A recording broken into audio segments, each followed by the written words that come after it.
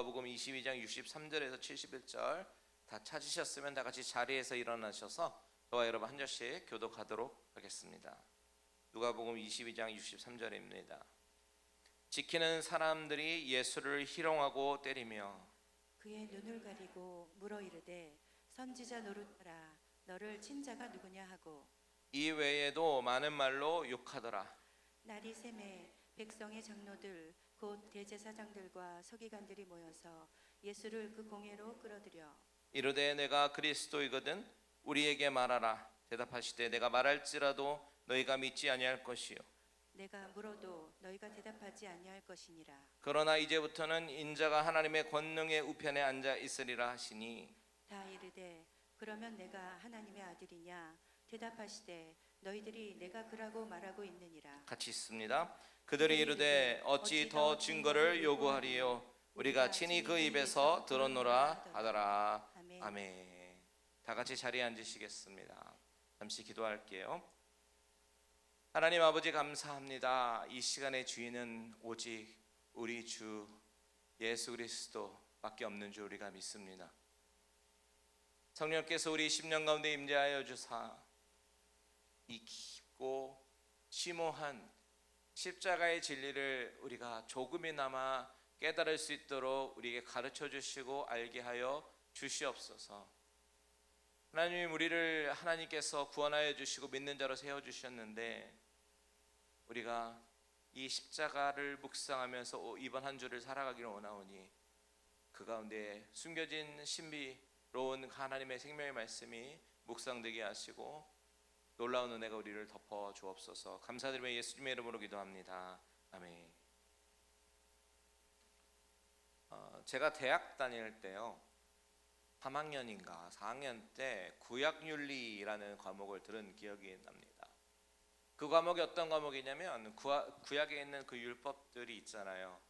율법들이 있는데 그 율법들 가운데 나타나는 하나님의 속성으로 말미암아서 현대를 살아가는 우리들이 겪고 있는 문제들, 특별히 윤리적인 문제들을 어떻게 바라보고 어떻게 해석을 해야 할 것인가에 대해서 토론하기도 하고 또 토의하기도 했던, 그룹별로 그렇게 했던 그런 기억이 나요. 예를 들어서 뭐 낙태 문제라든지 아니면 사형 문제라든지 사형 제도의 문제라든지 이런 것들을 구약의 율법과 이제 같이 살펴보는 건데요. 그 중에 굉장히 인상 깊었던 그런 토론의 주제가 뭐였냐면 머릿속에 남는 게 사형 제도였어요. 사형 제도가 과연 합당하냐 합당하지 않느냐에 대해서 프로스 앤 콘이 계속해서 이렇게 알규먼을 하고 있는데요. 분명히 구약의 율법에서는 사형 제도에 대해서 하나님이 분명히 말씀하셨고 그것은 하나님의 자녀들을 보호하기 위한 수단임을 우리는 너무나도 잘 압니다. 그런데 그럼에도 불구하고 이 만약에 사형 선고를 받은 그 죄인이 만약에 억울한 누명을 썼다면 자기의 이노센트를 증명할 길이 없어가지고 실제로 굉장히 억울함에도 불구하고 누명을 쓰고 사형 선고를 받았다면 그러면 과연 그것을 어떻게 해야 될 것이냐라는 그런 질문이 던져졌을 때 굉장히 혼란스러웠던 기억이 납니다.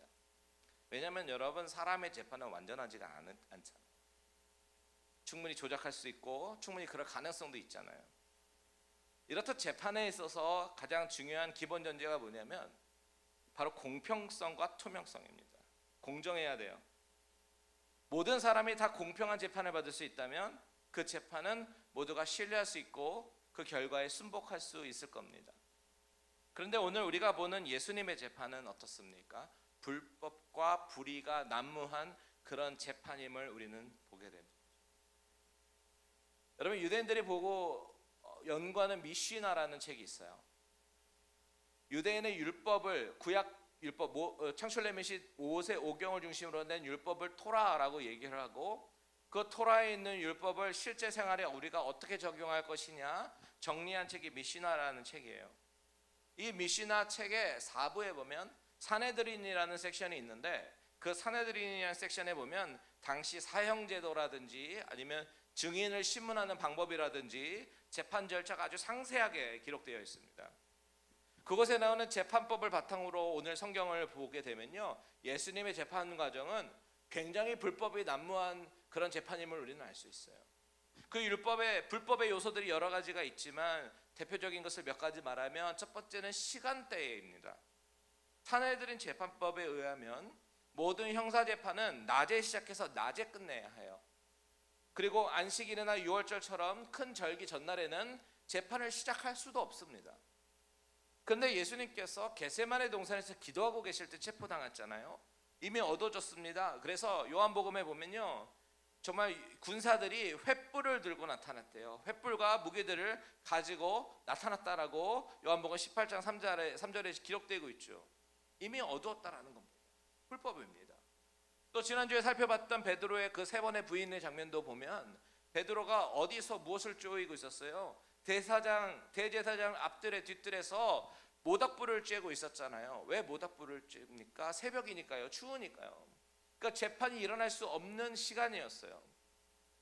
또 그것만이 아니죠. 당시에는 판사가 피고인에게 불리한 진술을 강요하도록 유도하는 그런 질문은 할 수 없게 되어 있습니다. 그런데 오늘 보면 70절에 보니까 내가 하나님의 아들이냐라고 물으면서 자백을 유도하고요, 그 자백을 유도해서 그 대답을 근거로 신성모독죄다라고 판결을 내고 죄를 씌우는 거죠. 게다가 당시에 사형을 하기 위해서는 최소한 2명 이상의 증인이 이 두 사람이 각각 다른 장소에서 토시 하나 틀리지 않고 똑같은 증언을 해야 합니다. 그래야 사형을 내릴 수 있었는데, 그래서 당시 재판관들은 증인들을 각각 다른 방에 가두고, 그리고 장소, 시간, 상황에 대해서 아주 상세하게 세밀하게 질문했다고 해요. 그 가운데 아주 사소한 부분이라도 서로 반대되는 이야기를 하게 되면 그 증언 자체가 무효 처리가 되는데, 오늘 본문은 아니지만 마가복음 14장 56절 보십시오. 이렇게 얘기합니다. 이는 예수를 쳐서 거짓 증언한 자가 많으나 그 증언이 서로 일치하지 못함이라. 증언이 일치하지 않는다라고 얘기합니다. 그러니까 이 재판은 무효입니다. 불법입니다. 뿐만 아니에요. 재판 장소도 반드시 성전 뜰에서 이루어졌어야 합니다. 공식 법정이 성전 뜰에서 열려야 되는데 이 재판은 어디서 이루어져요? 대제사장 집에서 열렸습니다. 그것도 불법이죠. 그러니까 여러 가지 정황들이 가리키는 것이 뭐예요? 예수님의 이 재판 자체가 불법이고 불의함을 적나라하게 드러내고 있는 겁니다. 법에 보장된 변호권조차 없었어요. 그러니까 이 모든 것이 짜여진 각본대로 불법을 저지르면서 한 사람을 몰아가는 거지요. 죽이기 위한 재판이었던 것이죠.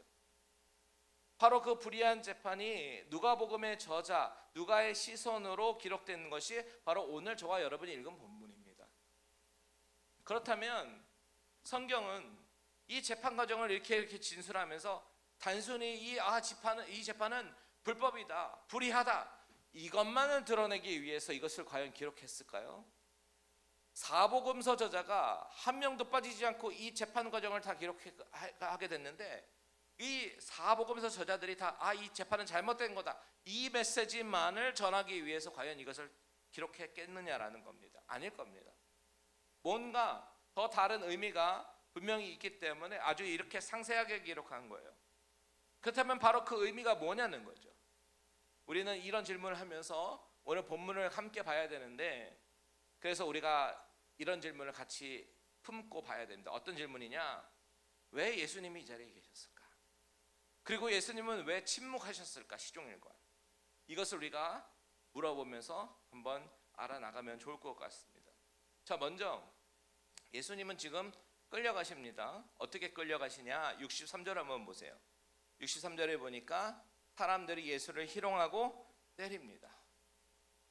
그리고 예수님은 끌려가셔요. 온갖 희롱과 박해를 받고 끌려가십니다.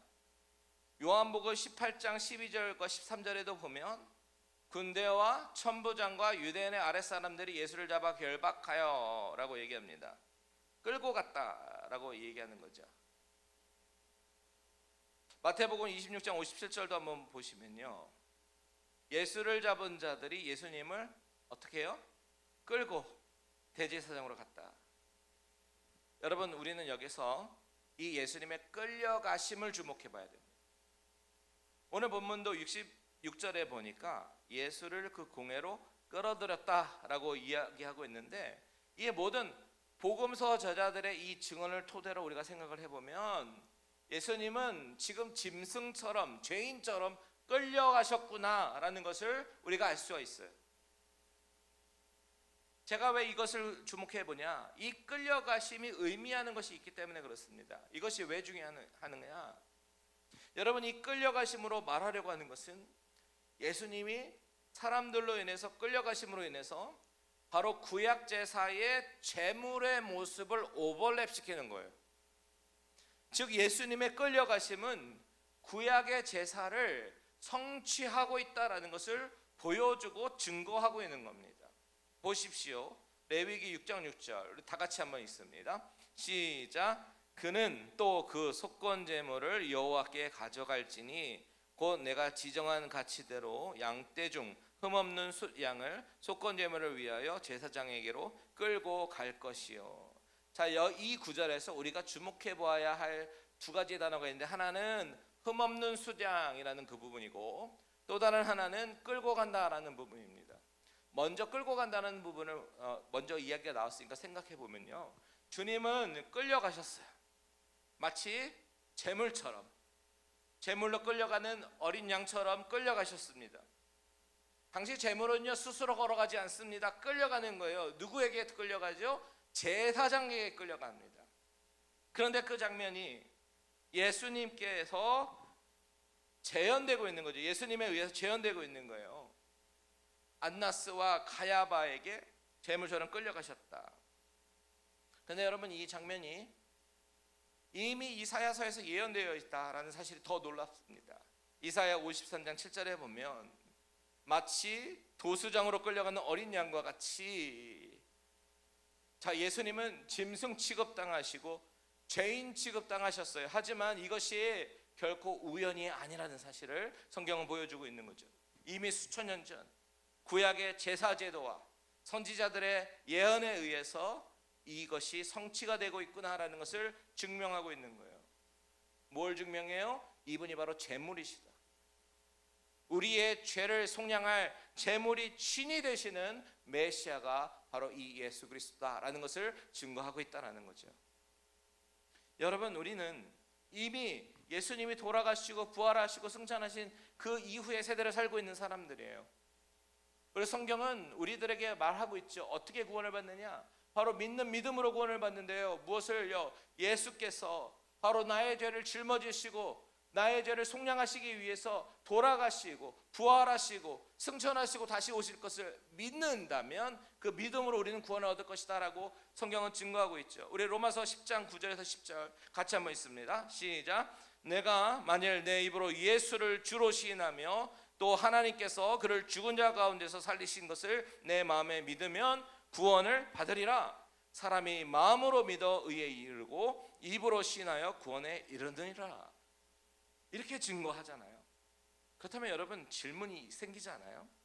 오케이, 우리는 신약 사람이니까 예수님께서 돌아가시고 부활하시고 승천하신 것을 믿으면 구원을 얻는데요. 감사합니다.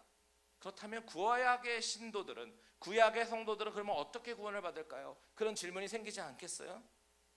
여러분, 구약의 성도들은요 동일하게 믿음으로 구원을 받습니다. 아브라함도 그의 믿음으로 의롭다 하심을 얻었고요, 하박국도 오직 의인은 믿음으로 말미암아 살리라라고 고백하죠. 그렇다면 구약의 성도들은 무엇을 믿느냐는 거죠. 그 믿음의 대상은 바로 오실 메시아를 믿는, 예언된 메시아를 믿으면 구원을 얻습니다. 신약의 성도들이 오신 메시아를 믿어야 한다면 구약의 성도들은 앞으로 오실 메시아를 믿어야 되는 거예요.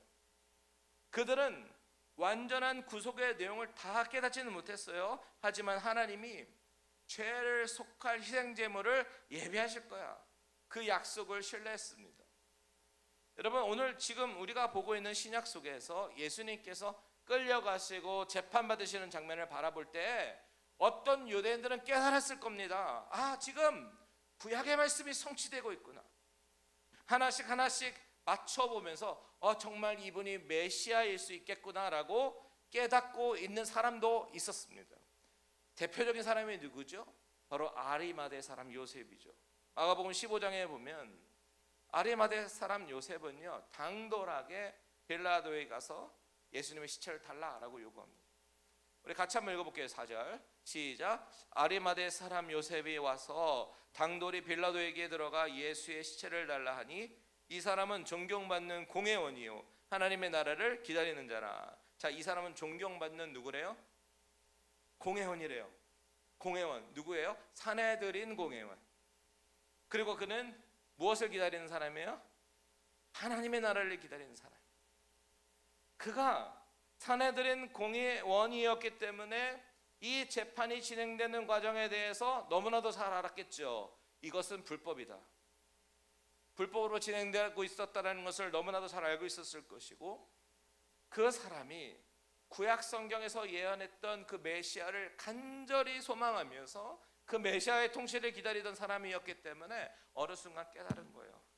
그래서 예수님을 장사하기 원했던 것이죠. 예수님의 시체를 달라고. 근데 이뿐만이 아니에요. 니고데모도 그래요. 니고데모도 처음에는 밤에 사람들의 눈길을 피해서 예수님께 찾아와서 진리를 구했지만, 나중에 요한복음 19장 39절에 보면 이 요셉과 아리마대 사람 요셉과 함께 예수님을 장사하는 자로 나오거든요. 결국 그도 구약이 예언한 분으로 예수님을 받아들였음을 증거하고 있는 겁니다. 그 외에 또 누가 있을까요? 백부장 기억나세요?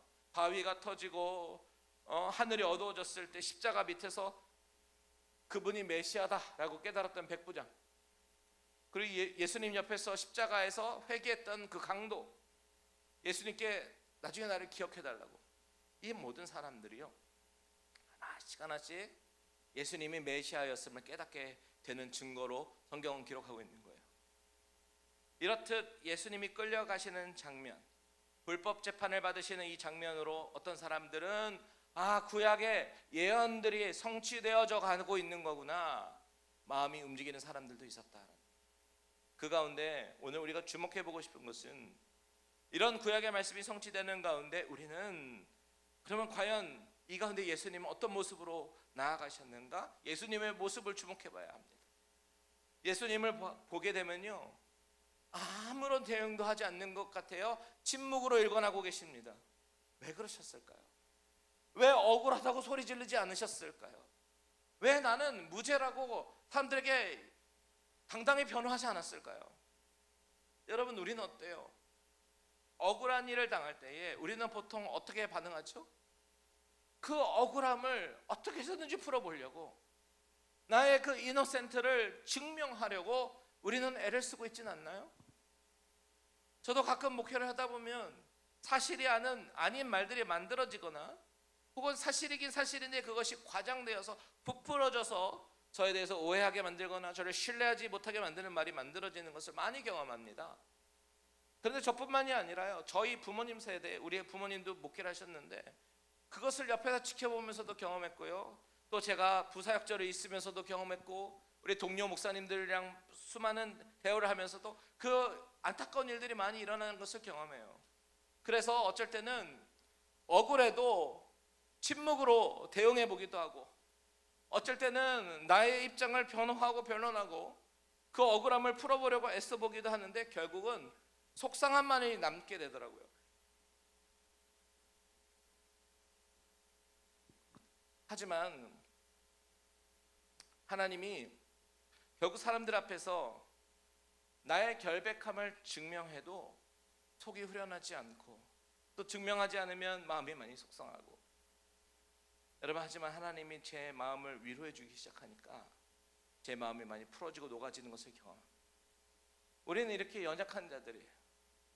결국 하나님 앞에 내가 어떻게 서 있느냐, 이것이 열쇠인 것 같은데, 문제는 우리가 인간이기 때문에 어쩔 수 없는 그런 감정과 딜을 해야 되기도 하고, 수많은 사건들로 인해서 괴롭기도 하고 힘들기도 하다라는 것이 문제죠. 그런데 예수님께서는 어떻게 하셨느냐, 가만히 살펴보니까 예수님은 침묵으로 일관을 하셨더라고요. 어떻게 그렇게 하실 수 있을까? 예수님도 분명히 사람의 육신으로 입으시고 우리가 느끼는 고통도 감정도 고스란히 갖고 계시는 분이기 때문에 그 억울함을 견디기 힘드셨을 텐데 그 억울함 가운데 어떻게 침묵으로 일관하실 수 있었을까 생각을 해보면 예수님께서 그렇게 하신 이유가 있더라고요. 그것이 무엇이냐? 그 침묵조차도 예수님은 구약의 말씀을 성취하시면서 자신이 메시아이심을 드러내고 있는 거예요. 그 어느 것 하나, 그냥 아무런 이유 없이 기록된 것이 하나도 없고 성경은 예수님만이 그리스도시고 살아계신 하나님의 아들이시며 우리를 구원하실 메시아이심을 증거하고 있다라는 거죠. 자, 아까 보았던 말씀인데 이사야 53장 7절을 다시 한번 보시면 이 부분이 예언되어 있어요. 같이 한번 읽어볼게요. 시작. 그가 곤욕을 당하여 괴로울 때에도 그의 입을 열지 아니하였으며 마치 도수장으로 끌려가는 어린 양과 털 깎는 자 앞에서 잠잠한 양같이 그의 입을 열지 아니하였도다.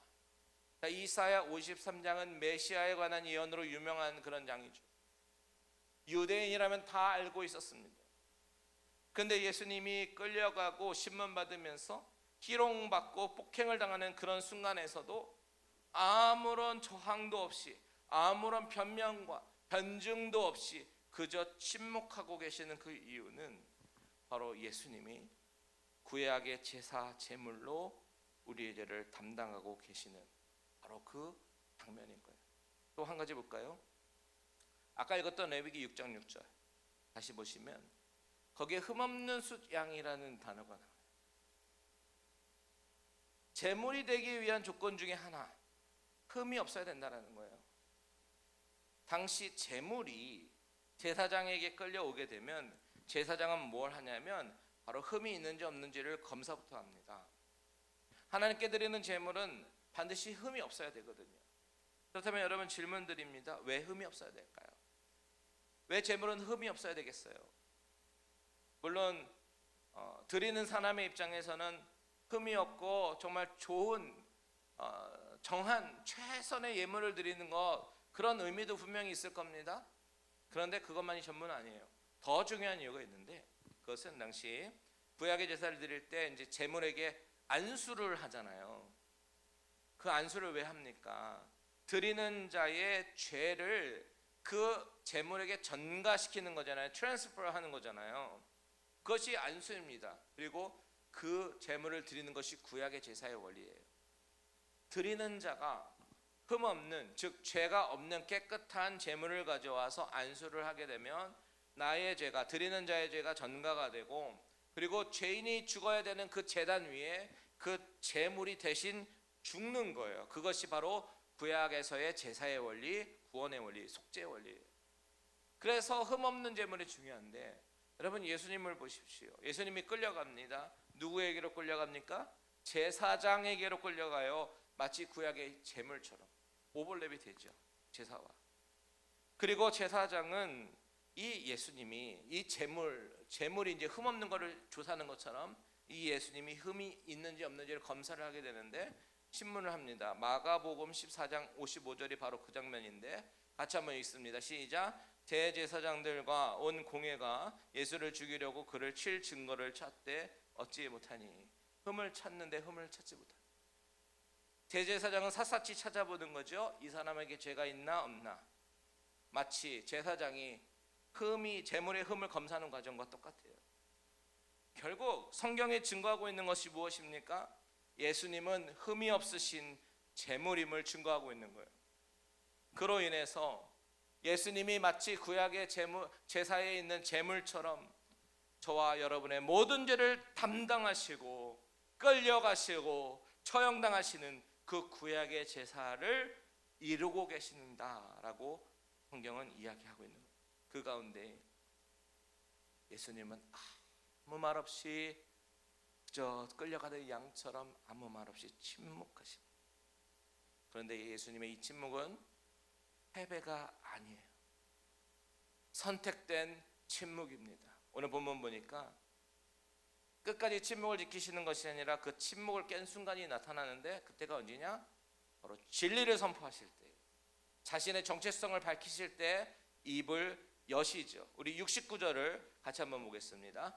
시작. 그러나 이제부터는 인자가 하나님의 권능의 우편에 앉아 있으리라 하시니. 여러분, 이제부터는, 바로 지금 이 순간부터는 인자가 하나님의 권능의 우편에 앉아 있으리라. 여러분, 이 표현이 너무나도 중요한 표현이에요. 왜냐하면 이 인자라는 표현이 어떤 표현이냐? 자기의 존재적 선언인데요. 이 표현이 왜 중요하냐? 구약으로 가봐야 됩니다. 다니엘서를 봐야 됩니다. 우리 다니엘서 7장 13절과 14절 한번 볼게요. 같이 있습니다. 시작.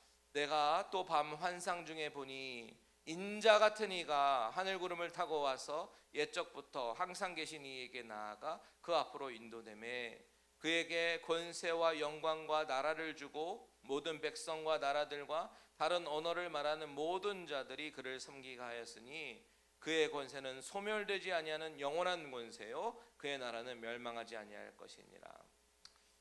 아시는 분은 아시겠지만 이 다니엘서가 어떤 책이냐면 묵시록입니다. 신약 성경의 묵시록은 요한계시록이죠. 미래의 일들을 묵시로 기록한 거예요. 구약 성경의 묵시록은 다니엘서예요. 다니엘서에서 나타나는 것도 미래에 일어날 일들을 적어놓은 것이죠. 이 책에서 다니엘이 환상을 보게 됩니다. 근데 그 환상 속에 인자가 나타나요. 인자 같은 이. 그에게 권세와 영광과 나라가 임합니다. 모든 사람들이 그를 섬기고 그의 권세는 소멸되지 않는 영원한 권세다. 그의 나라는 멸망하지 않는다. 이렇게 기록하고 있어요. 이것이 예언이에요. 여러분, 누구에 관한 예언이죠? 장차 오실 예수 그리스도를 예언하고 있어요. 구약 성도들이 기다리던 그 메시아에 관한 예언이에요. 오늘 본문에서 주님은 내가 바로 그 인자다 라고 자신의 신분을 밝히십니다. 그러면서 오늘 본문 다시 한번 보시면 이제부터는 인자가 하나님의 권능에 어디에 앉아 있대요? 우편에 앉아 있을 거래요. 하나님의 권능의 우편이 어떤 자리입니까? 심판자의 자리입니다. 지금 법정에서 심판받고 신문을 받고 계시는 분이, 피고석에서 신문을 받고 계시는 분이 누구라는 얘기입니까? 하나님의 우편에서 심판을 내리실 심판자다라고 말씀하고 계시는 거예요. 나는 너희를 심판할 하나님이다. 여러분, 예수님이 침묵하고 계시다가 그 침묵을 깨신 그 이유는 자신의 역할을 해명하기 위해서 침묵을 깬 것이 아니라 바로 자신이 궁극적인 심판자임을, 그토록 구약에서 이야기하고 있었던 그 메시아가 바로 자기 자신임을 이야기하기 위해서 침묵을 깨고 진리를 선포하시는 겁니다. 주님의 이 선포 때문에 이 선언이 결국 십자가로 이어져요. 왜냐하면 내가 그니라, 참나마도다, 신성모독이다. 그래서 잡혀서 십자가의 길로 갈 것을 주님은 아셨음에도 스스로 그 정체성을 선언합니다. 진리는 타협하지 않으시는 거죠. 우리는 어떻습니까? 우리는 침묵을 하는 것 자체도 쉽지 않아요. 억울한 상황 속에서 우리는 늘 우리의 이노센트를 증명하려고 하고 우리의 결백을 증명하려고 하는 모습이 우리 모습 안에 있지만, 예수님은 그 결백을 증명하려고 침묵을 깨지 않고 계속해서 침묵으로 일관하고 계시다가 언제 입을 여신 거예요? 자신의 정체성을 드러내고 진리를 드러내는 곳에서만 분명히 입술을 열어 선포하시는 것이다. 여러분, 이 전체적인 장면과 이 그림을 머릿속에 그려보면서 한번 생각해 보십시오. 이 그림에 아이러니가 있어요. 이 그림의 아이러니를 우리는 생각해야 되는데, 세상을 심판하시리가 세상의 심판대 앞에 서셨어요. 흠이 없으신 그분이 죄인처럼 끌려가셨어요. 침묵하실 수 있었던 그분이 바로 저와 여러분을 위해서 스스로 정체를 드러내셨습니다. 그리고는 십자가의 길을 선택하셨다는 사실, 이것이 바로 십자가의 사랑. 세상을 심판하실 심판자가 죄인처럼 저와 여러분을 대신해서 심판을 받으셨기 때문에 진짜 죄인인 우리가 법정 선언으로 무죄 선언을 받을 수 있었던 거죠. 구약의 제물처럼 신이 생물이 되셔서 제물이 되셔서 우리 죄를 용서하셨다라는 것을 증거하고 있는 거예요. 이 아이러니가 바로 저와 여러분을 위한 아이러니입니다. 여러분, 이 본문을 우리가 관찰하고 묵상하면서 오늘 우리에게 주시는 메시지가 무엇인지 아십니까? 예수님이 세상을 심판하실 심판자이신 예수님이 심판자에 서시고 죄인 취급을 받으시고 끌려가시고 침묵하시다가 침묵에 깨고 십자가의 길을 걸어가신 이유가 다른 것이 아니라 바로 나 때문이랍니다. 나를 사랑하셔서 나 같은 죄인을 구원하시려고 가신 것이라는 거죠. 그렇다면 이 진리를 알게 된 저와 여러분은 과연 어떻게 살아가야 되는 이 도전을 우리에게 던져주고, 저는 저와 여러분이 이 사실 한 가지를 마음에 품고 오늘 돌아가셨으면 좋겠어요. 심판하실 분이 나 대신 심판을 받으셨다면 나는 더 이상 내 자신을 증명하며 살 필요가 없다. 억울한 일에서 내가 옳다라는 것을 증명하려고 하고, 비판을 받으면 내가 괜찮은 사람이라는 것을 증명하려고 하고, 인정받지 못하면 내가 충분히 가치 있는 사람이라는 것을 증명하려고 했던 그 모습 가운데 더 이상 그것을 증명할 필요가 없는 그 이유가 모든 것을 판단하실 그 심판자가 나를 위해서 심판을 받으셨기 때문이라는 사실. 나의 악함이 이미 십자가에 못 박혔어요. 그의 의로움이 이미 나에게 전가가 되었습니다. 그것을 믿고 이제 은혜 위에 십자가 위에 날마다 굳게 서는 믿음으로 나아가는 저와 여러분들 되시기를 바랍니다. 찬송가의 가사처럼 늘 울어도 그 큰 은혜 다 갚을 수 없어요. 이 십자가의 은혜가, 그 깊이가 가슴 절절히 저와 여러분 속에 깊이 경험되고 느껴지시기를 주님의 이름으로 축원드립니다. 그렇게 되면 굳이 나를 증명하지 않아도, 굳이 나를 드러내지 않아도 감사와 은혜만 남게 되는 거예요. 이제 한 주간 동안 고난주간을 지나가게 되는데요, 이 십자가의 의미를 기억하면서 이번 한 주간 십자가의 사랑의 깊이를 깊이 깨닫는 저와 여러분들 되시기를 주님의 이름으로 축원드립니다. 기도하겠습니다.